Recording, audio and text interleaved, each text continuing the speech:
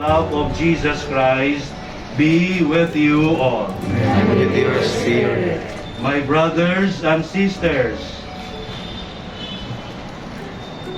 we have come to carry out a joyously celebration. We are about to bless this baptismal font.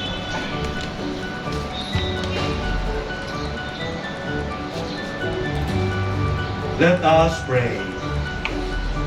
O God, by the sacrament of rebirth, you continuously increase the number of your children.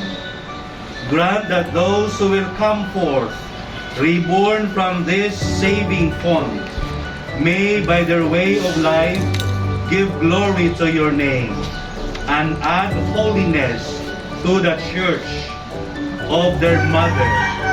We ask this through Christ our Lord. Amen. Gikan sa sulat ni San Pablo ngadto sa taga Roma. Nasayod kamo nga sa pagbunyag kanato nahiusa kita kang Kristo Jesus. Busa nahiusa kita sa iyang kamatayon. Tungod niini sa pagbunyag kanato gilubong kita uban kaniya ug miambit sa iyang kamatayon aron ingon nga si Kristo gibanhaw sa may mayaong gahom sa amahan. Kita usab magpuyo diha sa bag-ong kinabuhi. Kung mamatay kita uban kang Kristo, itubuan nato nga mabuhi usab kita uban kaniya.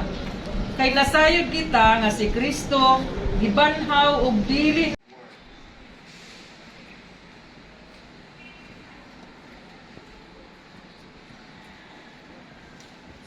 Lord God, creator of the world, and Father of all we are born into it, it is right that we should give you praise for allowing us to open this saving font to the liturgy of the Church.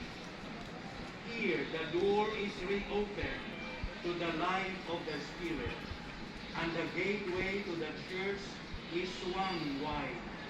To those against whom the gates of paradise were shut. This pool is open, and in it the newness of its beauty. Your response, nagatuo kamong tanan.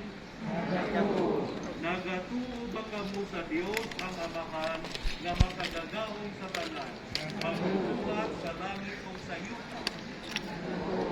Nagatuo ba kamo kang Yesu Kristo, ang iyang butong anak atong Ginoo, nagianak ni Maria Virgen, ilansang sa krus, namatay o kilubong, nabanhaw gikan sa mga minatay, o karon nagalingkod sa tuo sa Ama.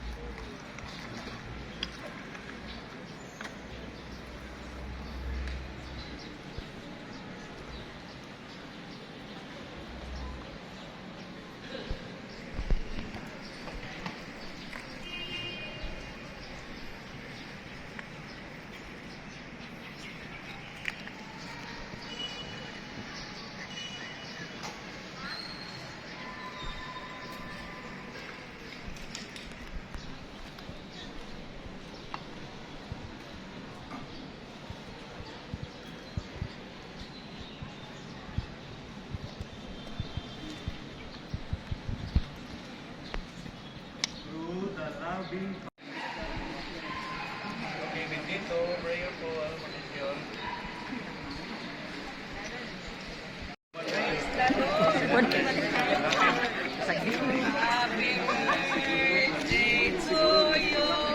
Bye, sister.